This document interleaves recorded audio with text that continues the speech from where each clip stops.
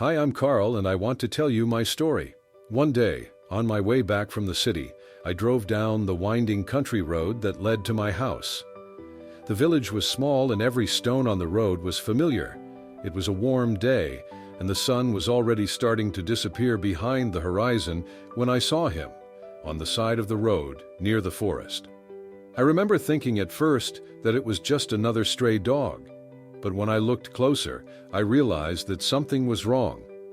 The shepherdess was lying there, exhausted, dirty, with injuries. It didn't even move, just looked at me. I stopped the car. Something inside me told me that this was not just a dog, but someone who needed help. I got out of the car and cautiously approached her. "What's wrong, beautiful?" I said, even though I knew she wouldn't answer. She was so tired that she didn't even flinch away from my approach. An instinct that I've always cherished since childhood awoke in me. You cannot leave a living creature in trouble. I threw a blanket over it and tried to lift it up. I don't remember all the details of that moment very well. The minute was a bit confusing, but I knew it was the right thing to do. Our eyes crossed, and somehow I felt that it was not just an accident. She trusted me, and I was her savior. I drove her to the car and carefully placed her in the back seat.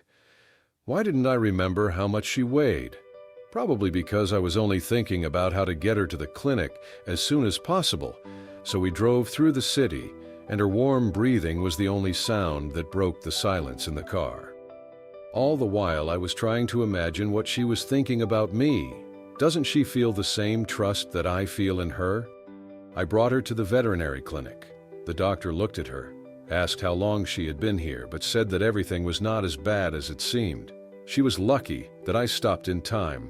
Then I decided that she would stay with me. I had a big yard, and I could give her a place. Somehow I just felt that she would be a part of my family. Her appearance was no longer so sad, and she was coming around more and more. I even made a kennel for her. This was after the wounds had healed. She seemed to be listening to the sounds of the saw and hammer, and her quiet barking made me smile, even though I was not a big fan of renovations. The day I built her kennel, Chucky and I started playing in the yard. It was one of those moments when you didn't need to say anything, just be here and now. I would throw the ball and she would run after it, barking merrily, real happiness. If you had asked me that day, I would have said that I felt more joy than I have in the last few years. But, as it happens, life does not stand still. One of those trips when I decided to take Chucky with me ended unpleasantly.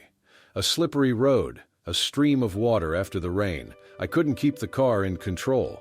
It crashed into a tree, and I perceived all these moments as if in a fog. Smoke, fire, the sound of metal bending. But Chucky was not confused.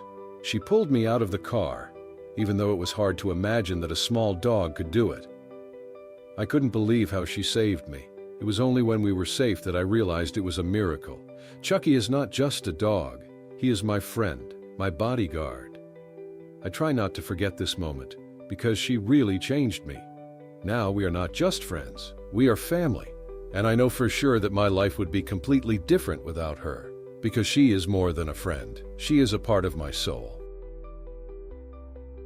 If you like this video, please like it and subscribe so you don't miss any cool stories.